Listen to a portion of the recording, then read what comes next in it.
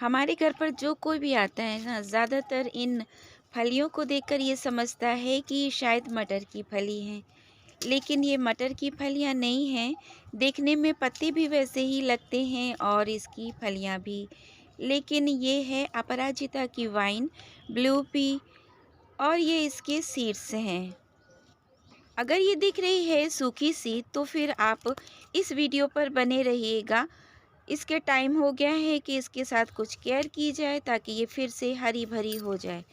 तो मैंने जो बीज बोए हैं वो हैं वाइट कलर के बीज। मैं आपको बहुत सारी इन्फॉर्मेशन देने वाली हूँ। अस्सलाम वालेकुम friends, welcome to my channel Shabnoor Ali. मैंने यहाँ पर अपराजिता के दो वाइन से दो तरीके की फलियाँ तोड़ी हैं, जिसमें कि आप देख रहे हैं कि एक में है ब्लैक सीड्स और एक में है कुछ ब्राउन जैसे सीड्स। तो ये किस चीज़ के सीड्स हैं? है तो ये अपराजिता के ही बीज, लेकिन ये 2 तरह की वाइन यानी कि 2 तरह के फूलों के कलर वाले हैं। इसमें ये जो आप ब्लैक वाले सीड्स देख रहे हैं फ्रेंड्स, ये है ब्लू वाले, इसमें ब्लू फूल आते हैं। और जो आप वाइट-वाइट थोड़े ब्राउन जैसे देख रहे हैं, उसमें आते हैं वाइट कलर के फ्लावर्स।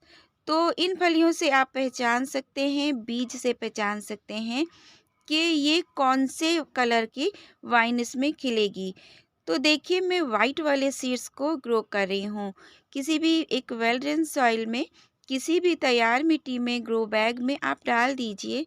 रेनी सीज़न आते-आते ये ग्रो हो जाएँगी। और नहीं भी सीज़न हो तो किसी भी टाइम में आप इन फलियों से इन प्लांट्स को ग्रो कर सकते हैं। और बस टेम्परेचर सूटेबल होना चाहिए।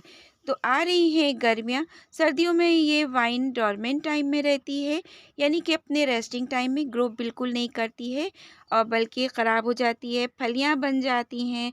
तो फलियों को बचा कर रखना भी ज़रूरी होता है। इस टाइम प्रून कर दीजिए। वाइन को अगर नहीं भी प्रून करेंगे तो पत्ते गिर जाएँगे और उसमें न्यू लीव्स आ जाएँगी। इन फलियों को आप तोड़ दीजिए, लेकिन बेटर ये होगा कि हार्ड प्रून कर दीजिए। मैंने भी हार्ड प्रून कर रखा है, जिससे कि अब ये एक बुश की तरह बनकर आएगा, ज़्यादा घना-घना आएगा, पत्तियाँ हेल्दी लगेंगी और उसमें न्यू फ्लावर्स जो आएँगे वो काफ़ी हेल्दी होंगे। तो देखिए, मैंने जड़ों को छोड़ दिया था और इस तरीके की है, पर गर्मियों में ये बहुत खूबसूरत फ्लावरिंग करती है। और गर्मियाँ हैं कि आने वाली हैं, तो इसको इस टाइम इस तरह की देखभाल आप कर लीजिए, तो फिर देखिएगा कि कितने बेहतरीन तरीके से इसमें फ्लावरिंग होती है। तो अपराजिता को हम विष्णुकांता और नीलकंठ के नाम से भी जानते हैं। इसको आपको भी खाद भी देना पड़ेगा। इस क्यारी में 3 वाइन हैं, एक तो अपराजिता की है, दूसरा अलामांडा की है और तीसरी वाइन इसमें एक ज़ोरा प्लांट भी है। लेकिन तीनों इस टाइम अपने पुअर कंडीशन में हैं, तो बस अभी खाद देंगे अगर हम इसको, तो ये तीनों वाइन अच्छे से ग्रो करेंगी, क्योंकि तीनों ही का सीज़न आ रहा है। तो देखिए, मैंने यहाँ पर गोट पूप यानी कि बकरी की मैंगनी का ही इस्तेमाल कर रही हूँ खाद के तौर पर। ये एक नाइट्रोजन बेस्ड खाद है और इसमें मैंने राख को मिला रखा है, जो कि एक फंगिसाइड होता है, पेस्टिसाइड होता है। तो मिट्टी में मैंने डाल दिया है, सीड्स में इसमें डाल चुकी हूँ।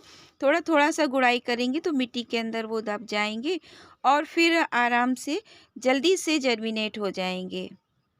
और एक मुट्ठी के करीब मैं यहाँ नीम खली का इस्तेमाल कर रही हूँ। ये भी अगर आपके पास अवेलेबल है तो डाल दीजिए।